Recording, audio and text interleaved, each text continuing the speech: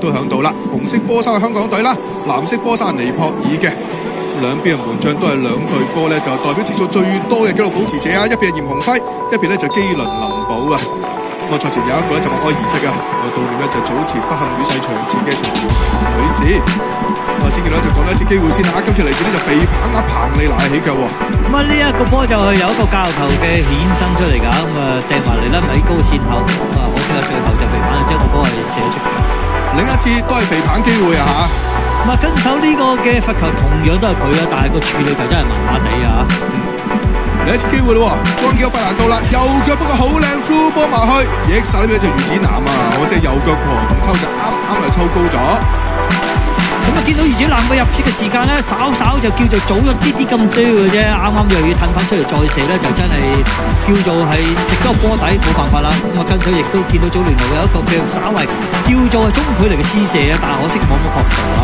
過唔到門將基倫林寶先啦，頭先咧就助攻者又嚟自費蘭道嘅傳送啊！今次如何先啊？執到 second 波咧就見到米高啊，少少就換條腰右腳咬射埋去，都算係做得唔錯噶啦。但係今次林寶亦都成功封走咗噃。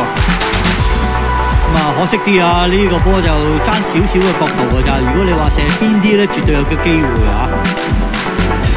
另一次機會，又係窄角度，又係罰球，又係史提芬彭利娜，但係結局都一樣喎。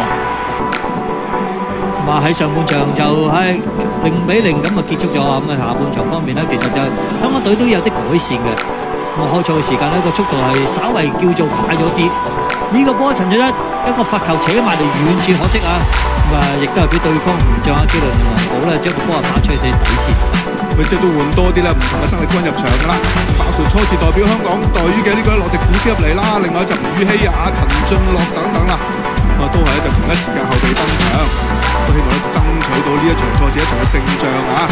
但其實咧就下半場嘅尾段方面嚟講，亦都有唔少快速反擊機會嘅，包括呢邊嘅射手嘅卡奇啦，對住咧就係余子南啊，但係余子南嗰個嘅落力嘅程度啦、勤力啦，加埋個速度啊、回防方面咧，好搶鏡今日。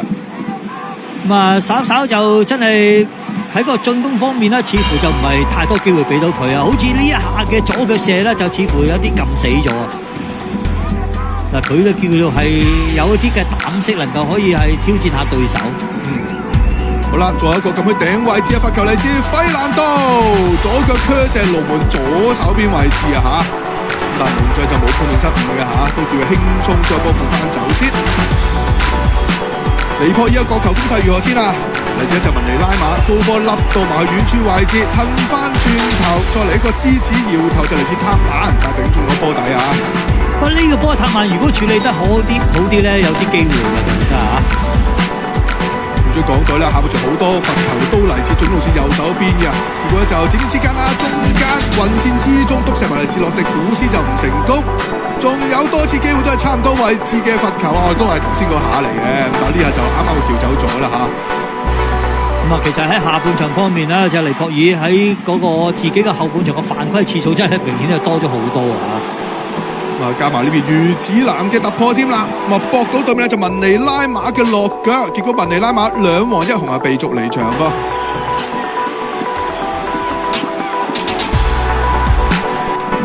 臨尾階段方面咧，就講到有打多一個嘅優勢啊嚇，都希望將和局轉化成為勝仗。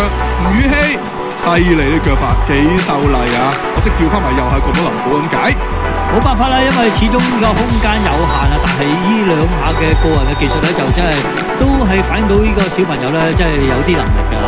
我仲有呢一場嘅友誼賽真係好友誼喎嚇，因為個賽果方面咧係0-0平手啊嚇，大家就握手言和，互交白卷。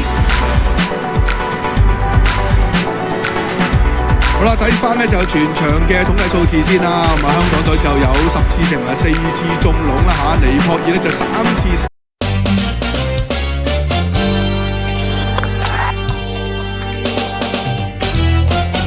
City Sports Network.